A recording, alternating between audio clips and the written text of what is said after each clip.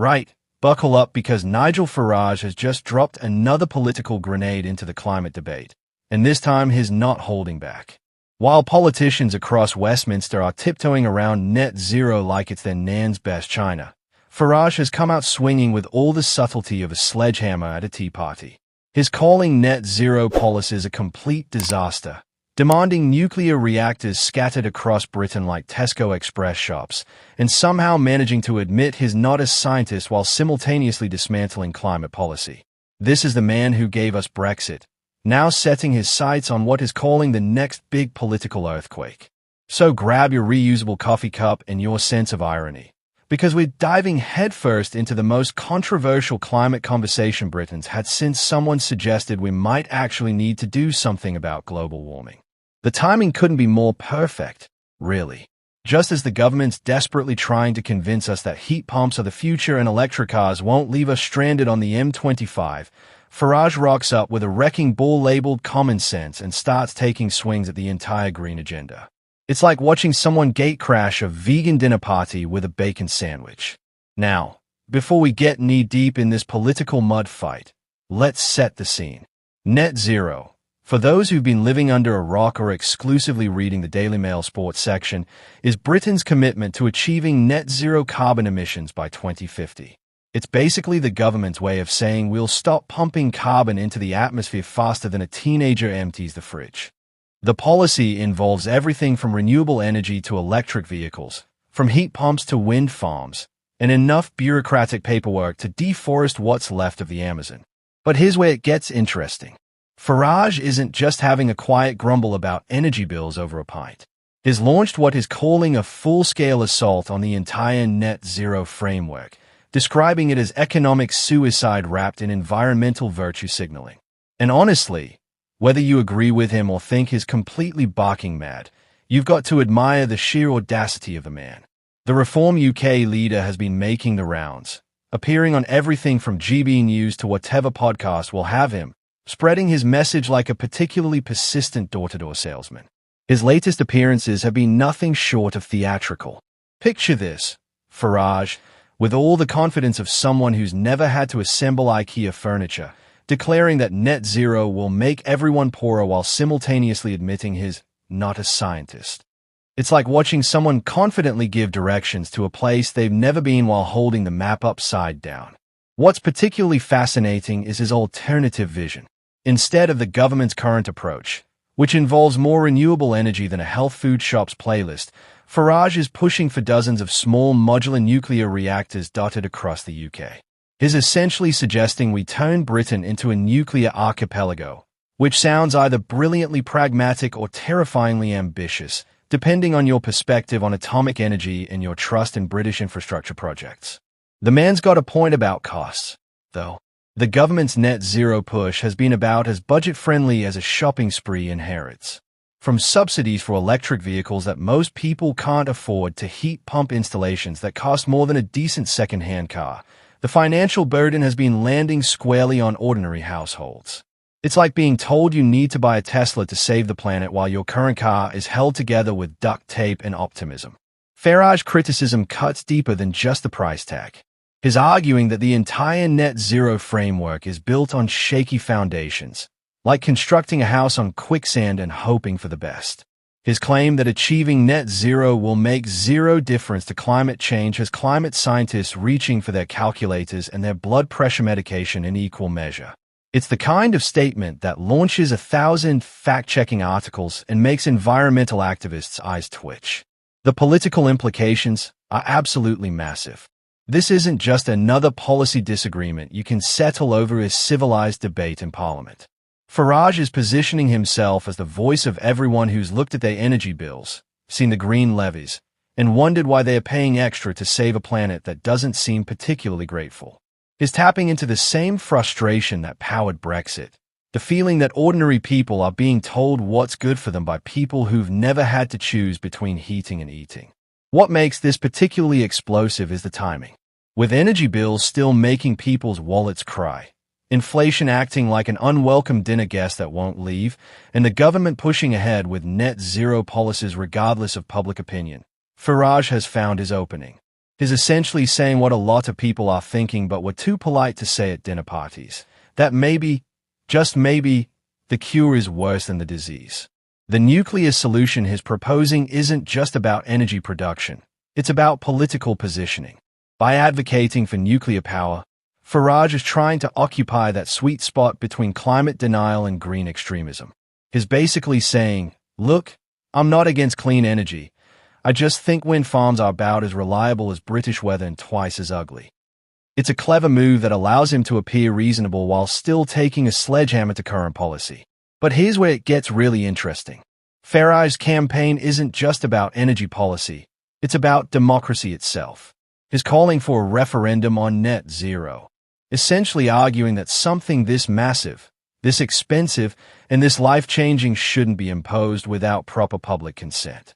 It's BREXIT logic applied to climate policy. Let the people decide. Consequences be damned. The establishment's response has been predictably hysterical.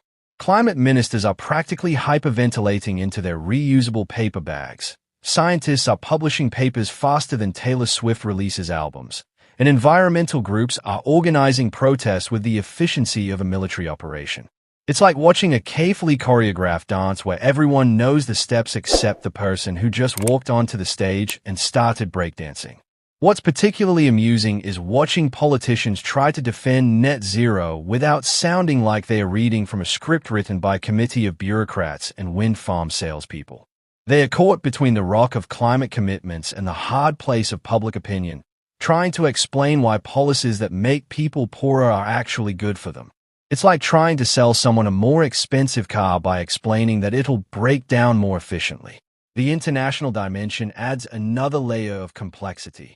While Britain's busy making itself poorer in the name of climate leadership, other countries are watching with the kind of interest you'd show someone voluntarily setting themselves on fire.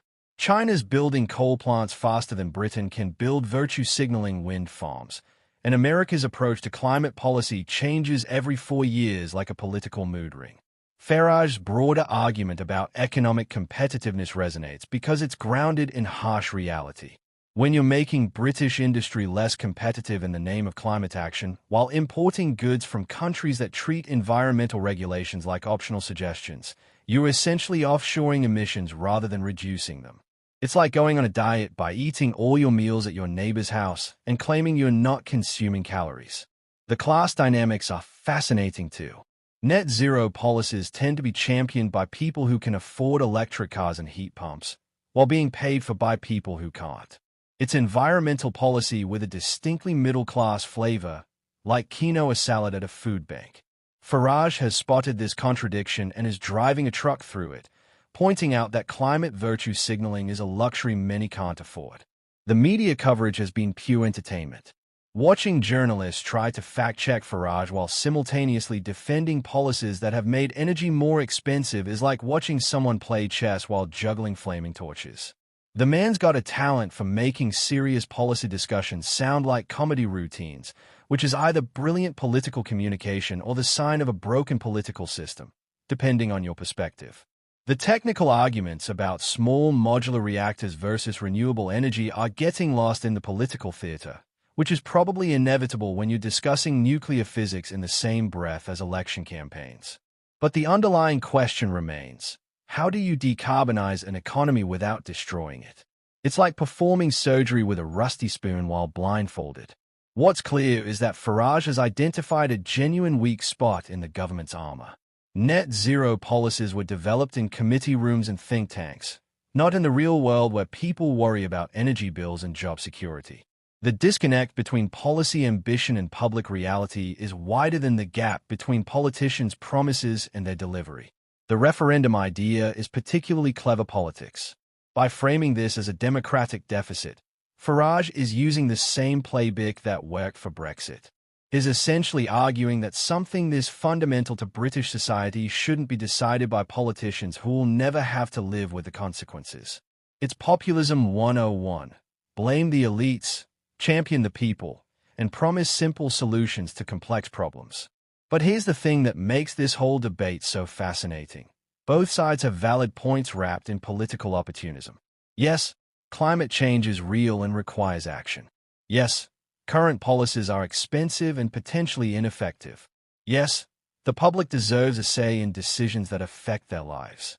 And yes, politicians on all sides are more interested in scoring points than solving problems. The nuclear option Farage is proposing isn't just about energy. It's about national strategy.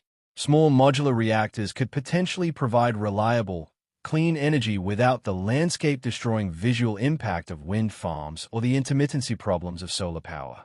But they also come with all the regulatory complexity and public anxiety that nuclear power brings. It's like choosing between a root canal and a colonoscopy. Both might be necessary, but neither sounds particularly appealing. The economic arguments are where this gets really spicy. Farage claimed that net zero will make everyone poorer isn't just political rhetoric. It's backed by analysis showing that current policies disproportionately burden households while potentially failing to deliver meaningful emissions reductions. When you're paying green levies to subsidize technologies that don't work reliably while importing goods from countries with no environmental standards, you're essentially paying to feel good about policies that don't actually help. The international competitiveness angle is particularly brutal. While Britain's busy making itself less competitive in the name of climate leadership, other countries are eating our lunch with cheaper energy and fewer regulations. It's like entering a boxing match with one hand tied behind your back while your opponent is on steroids. What makes Farage's intervention so politically dangerous for the government is that it's not coming from the usual suspects. This isn't just climate denial from the fossil fuel lobby. It's a fundamental challenge to the entire policy framework from someone who's proven he can mobilize public opinion against establishment consensus. It's like having a master locksmith question whether your security system actually works.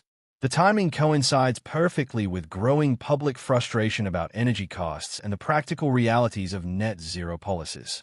When your heat pump doesn't work properly in winter and your electric car leaves you stranded with a flat battery, the abstract benefits of decarbonization start to seem less compelling than the immediate problems you're facing.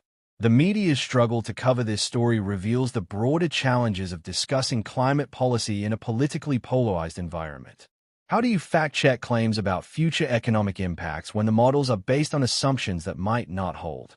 How do you balance scientific consensus with democratic accountability? It's like trying to referee a football match where both teams are playing by different rules. The polling data suggests Farage might be onto something. Public support for net zero policies tends to be broad but shallow, evaporating quickly when people realize the personal costs involved. It's like supporting healthy eating in principle while reaching for another slice of pizza in practice. The government's response has been to double down on the moral imperative of climate action while largely ignoring the practical concerns Farage is raising. It's a strategy that works well in international forums and think tank seminars, but struggles in the real world where people have to pay the bills. So where does this leave us? Farage has thrown down the gauntlet on one of the most important policy debates of our time, challenging not just the specifics of net zero but the entire way climate policy is made and implemented. Whether you think he's a visionary or a vandal, he's forced a conversation that the political establishment has been trying to avoid. The question now is whether the government can respond with something more compelling than "trust us, we know what's best for you." Because if there's one thing Farage has proven, it's that British voters don't always appreciate being told what's good for them by people who don't have to live with the consequences. This isn't just about climate policy anymore. It's about democracy, economics, and the kind of country Britain wants to be. And if you thought Brexit was divisive, just wait until net zero becomes the next referendum battleground. That's today's political earthquake from the British Tribune. If you want to stay ahead of the political curve while everyone else is still trying to figure out what just happened, make sure you're subscribed and hit that notification bell. We're covering the stories that matter while they are still developing, not after they've already changed the world. Drop a comment below with your thoughts on Farage's net zero challenge. And remember to check out our other videos for more political analysis that cuts through the noise. Until next time, keep questioning everything, especially when politicians tell you it's for your own good.